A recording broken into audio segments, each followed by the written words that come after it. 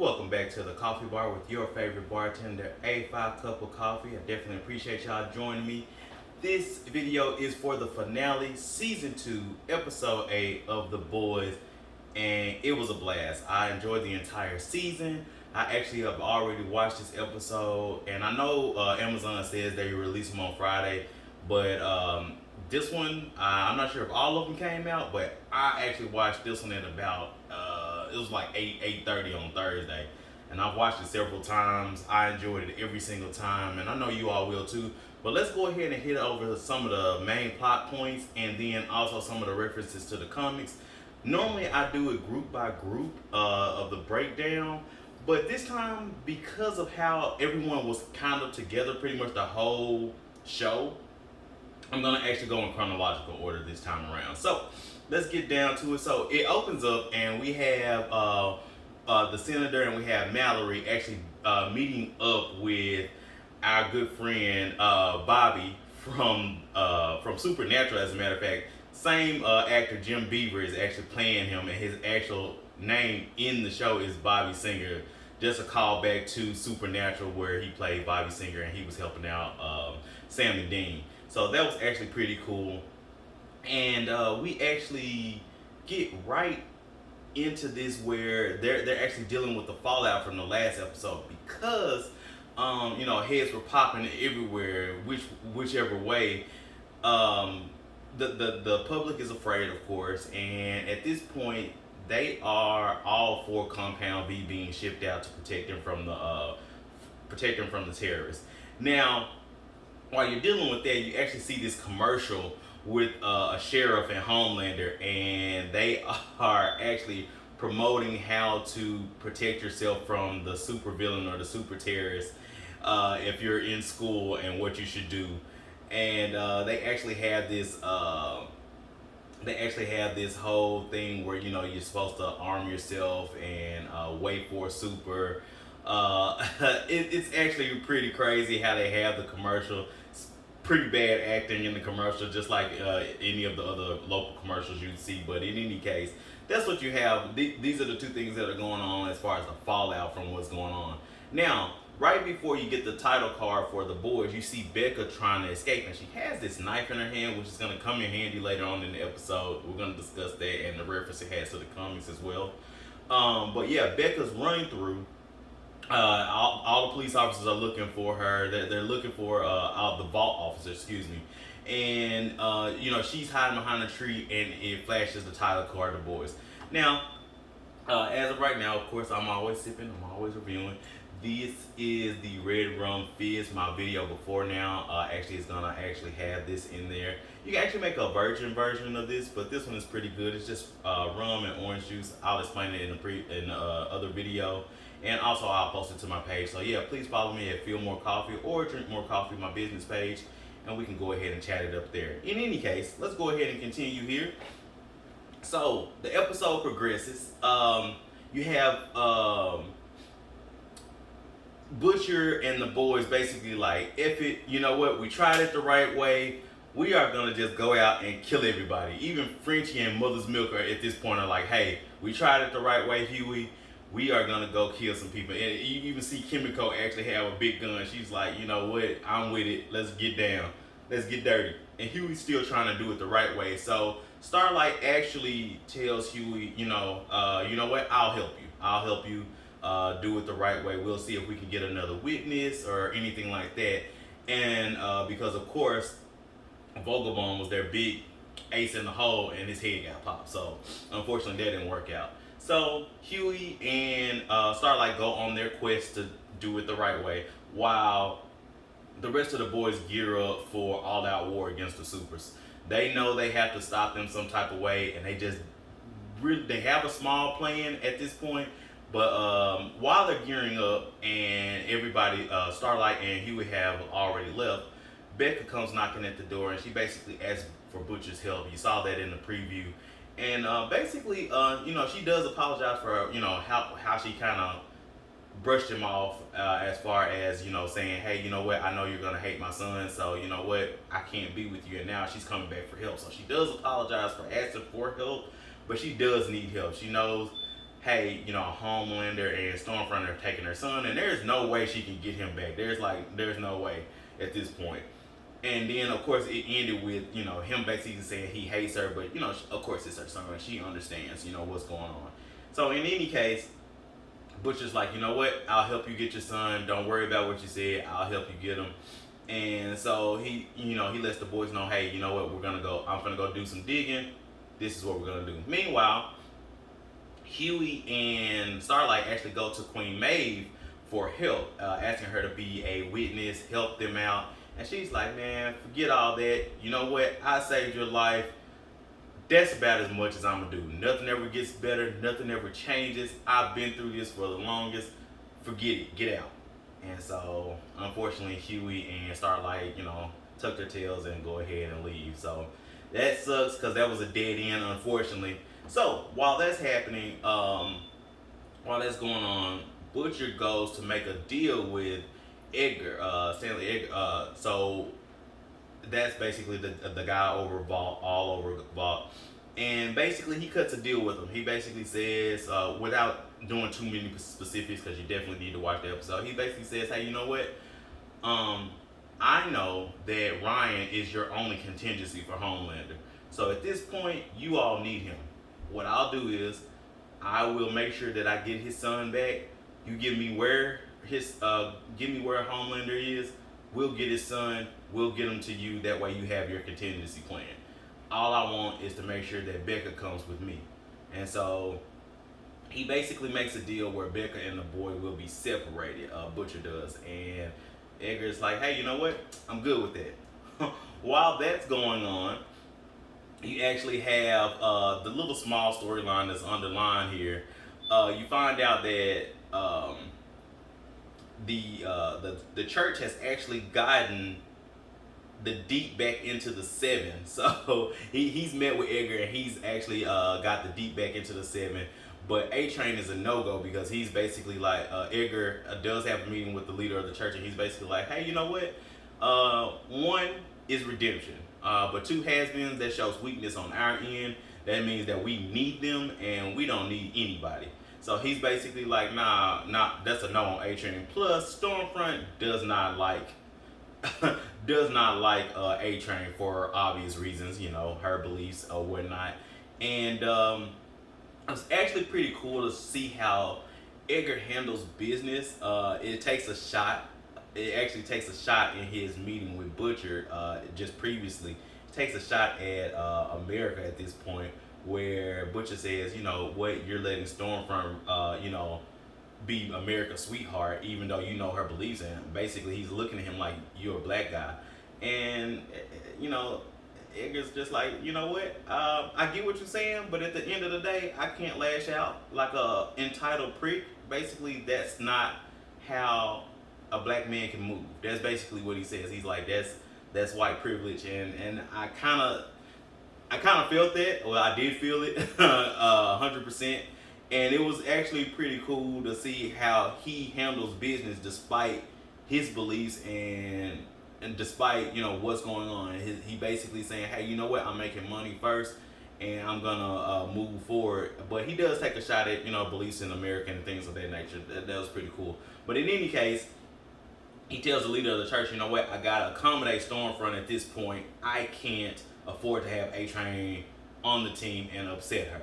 So the leader goes back to the Deep and A-Train, and he's basically like, or he's speaking, and A-Train overhears him, and A-Train is like, you know what, forget this. So he goes and gets the information about Stormfront being 100 years old, about her Nazi affiliation, all that, and he runs and he shows up in Starlight and Huey's car like out of nowhere and gives them the information.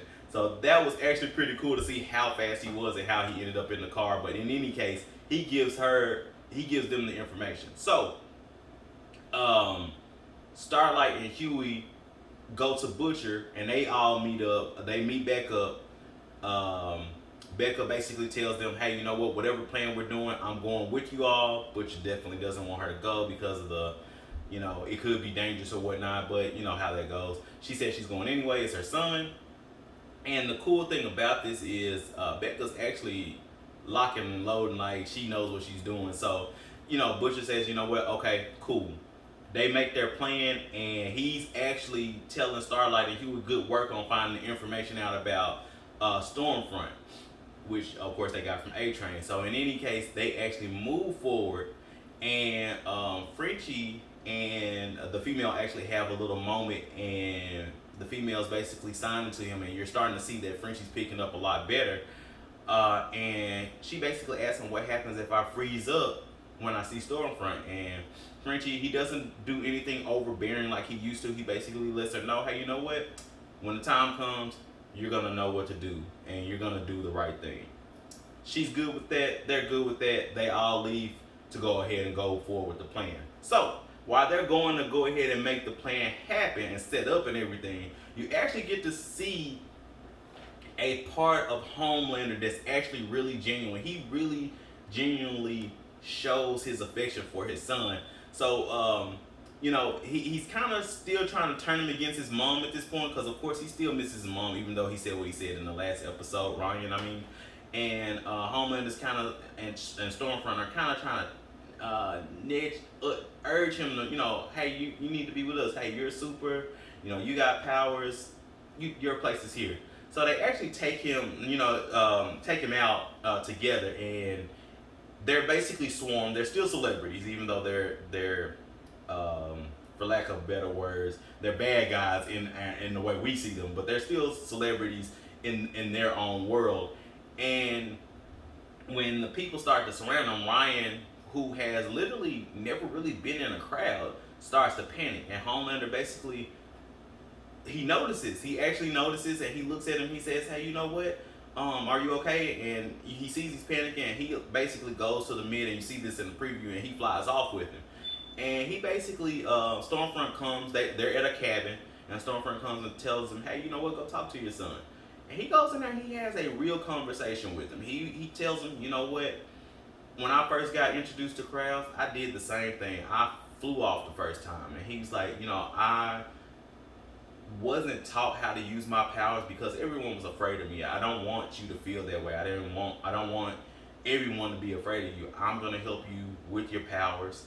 I know you don't know how to use them just yet, but I'm going to help you with this. And not only that, you're going to have someone around that's going to help you through these experiences that I didn't have at the time. And you start to see a little more of course, we already knew how Vought handled Homelander and why he is the way he is, but you start to see how it's affecting him emotionally.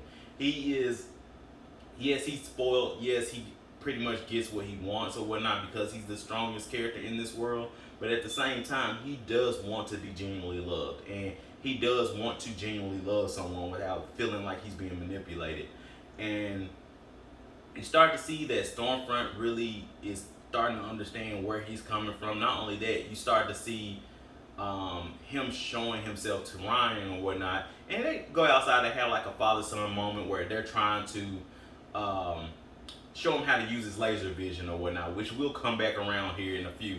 And there is a major point here where, Stormfront basically makes it so that, Ryan feels like he has to protect, for lack of a better word, white people. And you got to see the episode, you got to see the conversation to understand. But it's interesting to hear how she thinks and how she's portraying to Ryan. And even Homelander kind of looks at her like, wait, what? But in any case, they're doing their thing. And at this point, she's plugged into social media, and she starts getting bling, bling, blings, and it's like, WTF?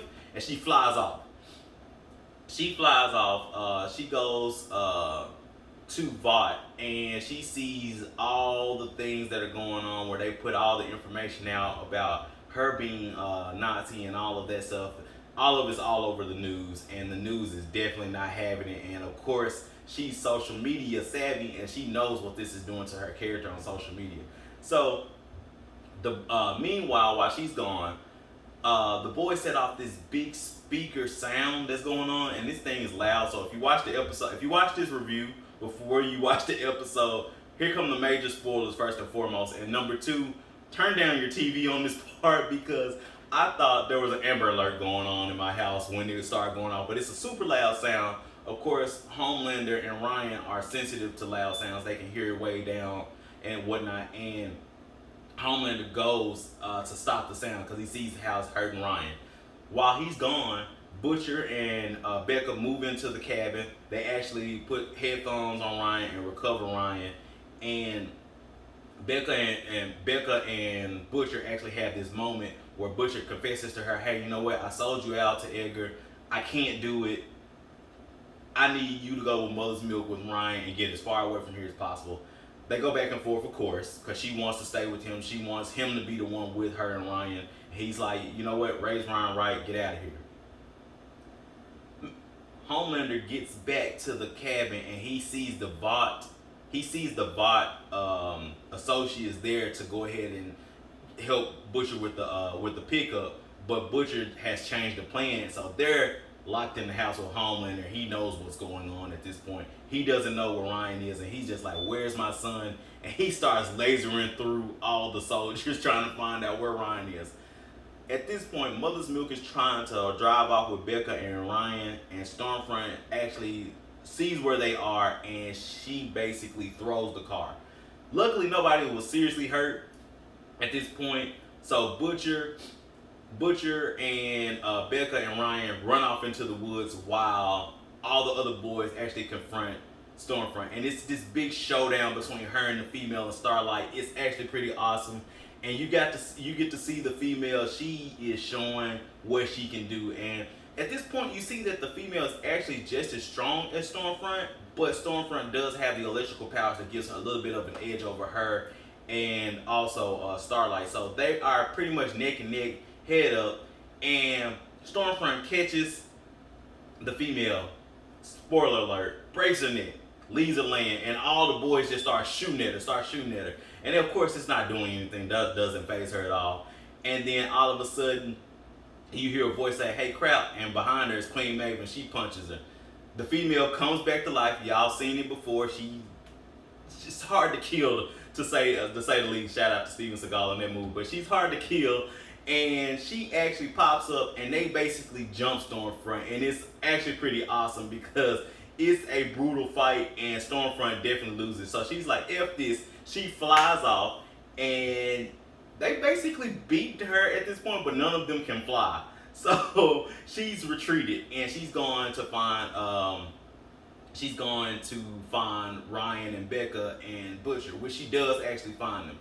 And she hits Butcher with some lightning, knocks him out to a tree, and then she starts to turn her attention to Ryan, and she's like, "Come on, you belong with us," you know. And Becca's like, "You stay away from him," and she moves forward, and lo and behold, that knife I told you all about, she stabs Stormfront in the eye with it, and her eye is just bleeding, and she pulls it out, and it's just completely bloodshot out. Now, this is a actual nod to the comics. It's actually, if you haven't read the comics, sorry, this is a spoiler, but it's with the male form of Stormfront.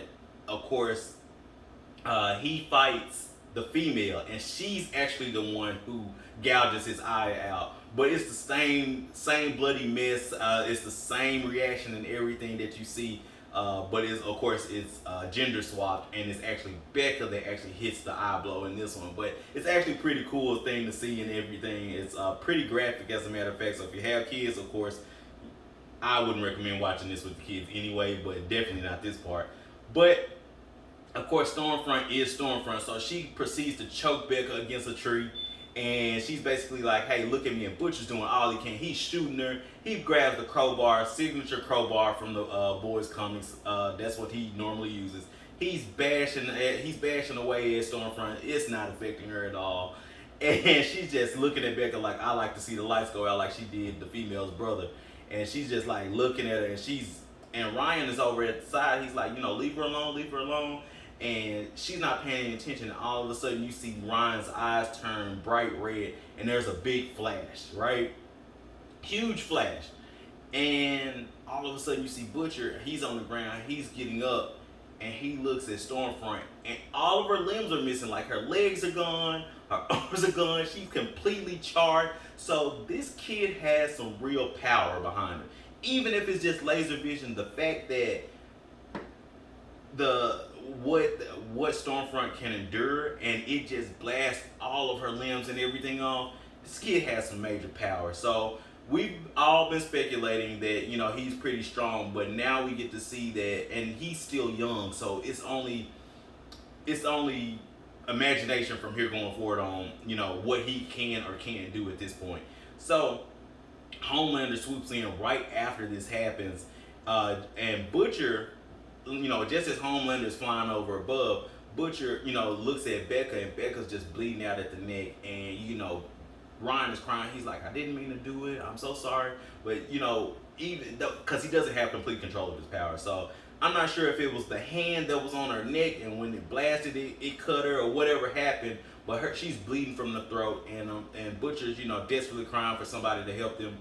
And unfortunately, Becca dies right there in his arms. And of course, this is a major blow. Now, at this point, because of what we know about Butcher in the comics, he's just ruthless in the comics. He's not even close to what he is in the comics. And you start to see this look. He grabs the crowbar and he's looking at Ryan, and Ryan is like, I'm sorry, I didn't mean to do it. He's just looking at Ryan, and I'm thinking, oh my God. Because in the comics, when Becca unfortunately is raped and does have the super baby, the super baby is what kills her. Ironically, Ryan is who kills her in this. So another nod to the comics, and what ends up happening is Butcher kills the super baby with the crowbar.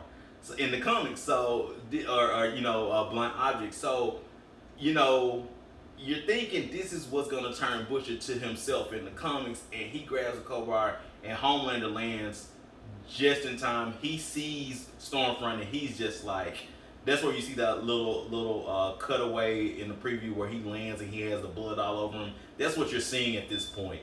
And he's looking at Stormfront, and Stormfront, she's so out of it. She's speaking German, and he's just, he turns back. He's like, Ryan, did you do this? And he was like, I didn't mean to. So he turns around. He's like, you know what, Ryan, come here.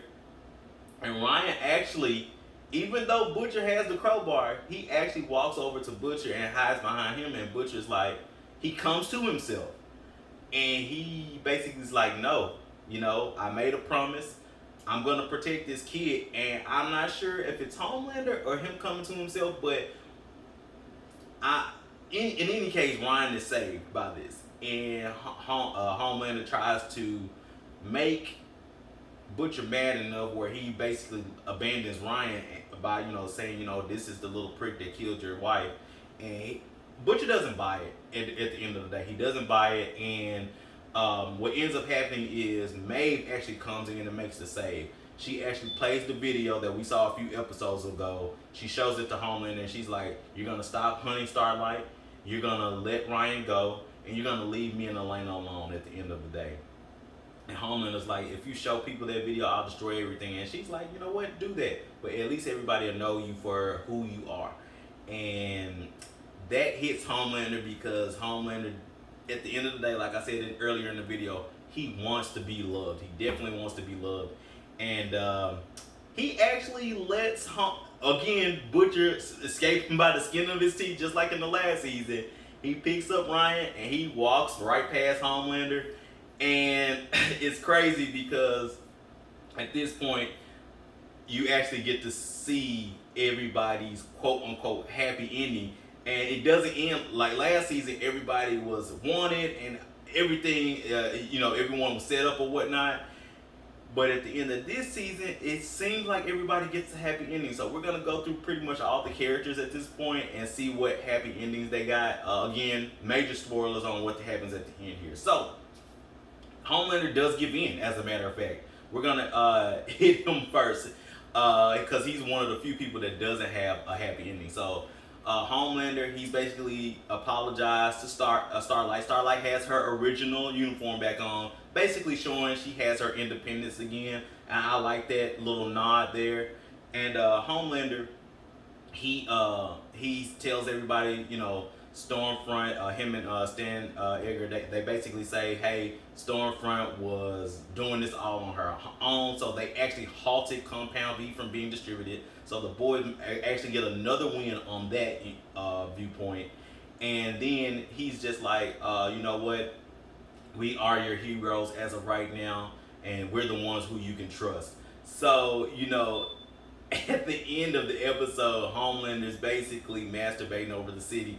And I know that's a crazy thing to mention, but again, that's another nod to the comics because that's how one of the first panels actually starts out in the comics with him doing that, saying, I can do whatever I want. And that's exactly what he's saying at the end of the episode. So that's how that ends. Black Noir, I know a lot of people are wondering about him. He did not die per se. They said as far as response, he's not responding, but of course he doesn't speak, so they was like, we don't really know, but he is alive. So for the people that are wondering about Black Noir, he is alive. So he'll be back in the next season. Starlight and Huey actually have a conversation, and you think they're gonna end up being a quote unquote friends again, but Huey is basically like, I need to stand on my own 2 feet, but he does tell her, I do still want to be with you. So they end up together at the end of the episode. So they have their little happy ending at the end of the episode. Maeve is actually left. At this point, we know that she's left alone. I honestly thought she was gonna die at the end of this episode, but she did not. I'm glad she didn't. To be honest, the way they played her out, the way she actually ended up being the saving grace behind everything, I really like that. I like the way the writers are doing this. On to Deep and A-Train. So since everything came out about Stormfront, instead of the Deep getting on, because Vought needs to make a strong anti-Nazi stand, actually A-Train gets back onto the 7, and A-Train is just like, yes, see y'all, and he jets out, no pun intended, but he jets out, and the Deep just goes off on the leader. He's just like, dude, like, I've done everything for you guys, and I'm not in. And the dude is just like, you're showing toxic traits, kind of like they did the Bow and Arrow guy a few episodes ago. And so he leaves out. He's basically like, Fresca sucks. This has been a running joke the whole episode. Fresca sucks. Check it out. You'll get a laugh out of it. But in any case, he leaves out. So the Deep again is left on the back burner. A-Train gets his happy ending, and Mallory actually meets Butcher for Ryan. Butcher is actually having a little heartfelt moment with Ryan, kind of mirroring the same thing that was going on with Ryan and Homelander. Ryan and Homelander. And I think this season was meant to show us the actual parallels between Homelander and Butcher and how extreme they can be, and how at the same time how they can draw it back and actually be a real person here and there, be very genuine toward the people that they're around. So it's actually pretty crazy, the parallels. But he has a moment. He gives the necklace that he's been wearing the whole time, kind of holding this torch for Becca. Now that she's passed on, he actually gives it to Ryan and say, now your mom can always protect you. And he actually gives him over to Mallory and say, hey, make sure you protect him. And he even tells Ryan, he said, hey, what did I tell you? He's like, don't be a cunt, which is, of course, Butcher's word. And Ryan goes off with Mallory. He's protected and everything. Hopefully we see some good sides of Ryan in the future. We just don't know, but we do know he is very powerful. Mallory makes Butcher an offer because now the senator the senator has a little leeway now, little wiggle room. At this point, he says, hey, we're doing something with Super Affairs. Hey, do you want a position? And Butcher's kind of put on his sunglasses and is like, you know what, I'm done with this crap for right now. He puts on his sunglasses, he walks right past Mallory and walks off. So he does not take the deal as of right now. We'll see in the next season because we already know it's been renewed for season 3. So after that, we actually see Mother's Milk reunited with his daughter, which is actually pretty cool. We see Frenchie and the female actually kind of go off together. They said they're gonna go dancing, which we found out earlier in the episode how they like dancing, a mutual like of theirs. That was actually pretty cool. So we got all the boys having their kind of happy ending, except for Butcher. Of course, he just lost his wife, but he kind of walks off into the sunset as well on his shame mission. And then you see the leader of the cult, I said the cult, but yeah, the cult church. He's actually talking to the senator, and she's kind of like, you know what, you know, they're kind of talking business, and he opens, you know, a little bit of Fresca. All of a sudden, his head explodes, and you're kind of like, what the heck? Who is doing this? Who is doing the head exploding? And the camera pans to the outside, and it's actually the senator who's actually been popping out all the heads. So she was actually in the meeting when Vogelbaum and all those people in the suits heads start popping. And so, whose side is she on? I don't know. But she's definitely making a statement, and she's taking out people left and right. So I don't know if she's really working with Vault or against Vault. I'm not sure exactly what her play is right now, but I'm interested to see what happens in the next season to see where she's at. And Huey, speaking of standing on his own 2 feet, he actually ends the episode with getting a job with the Senate. So it's actually pretty cool how the episode, because that's a huge twist, because I'm still thinking it's the one of the soups that escaped a few episodes back. I can't recall her name. I want to say her name is Cynthia. Correct me in the comments. But yeah, I was thinking it was her, but it's definitely not. So I'm wondering where she's gonna be, because we still don't know where she is. She escaped in that episode where they visited the facility. And they saw all the soups, including Love Sausage and all of them.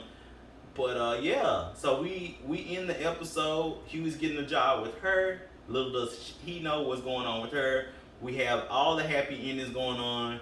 Homelander at this point has been stopped or put to a halt, and so has Compound V as far as Vault is concerned. So like I said, a lot of happy endings. It's a lot of happy endings. So next season we will have Jensen Ackles as Soldier Boy. So we will have him and Bobby in next season. So that's actually pretty cool, and a cool shout out to Supernatural.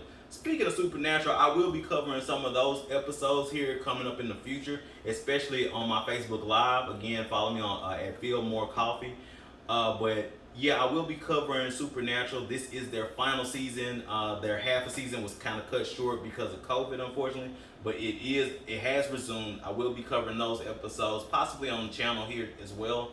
Y'all let me know what else y'all want to see on the channel outside of the drinks. Of course, this is the Red Rum Fizz, and y'all check this drink out. It's really good. Also, go ahead and check out, like I said, my Facebook Live. Please come back and join me here at the coffee bar. It's been an absolute pleasure covering the boys with you all. Y'all let me know what your theories are, what can be happening after this. And we know Stormfront is still alive, but she is in shambles at this point. So let me know what y'all think is going to happen with her and season 3 as well. I love Aisha Cash in this role. She was awesome. But in any case, y'all let me know what y'all want to see on the channel upcoming. Please like, share, subscribe here at Drink More Coffee. It's been a pleasure. Y'all have a good one.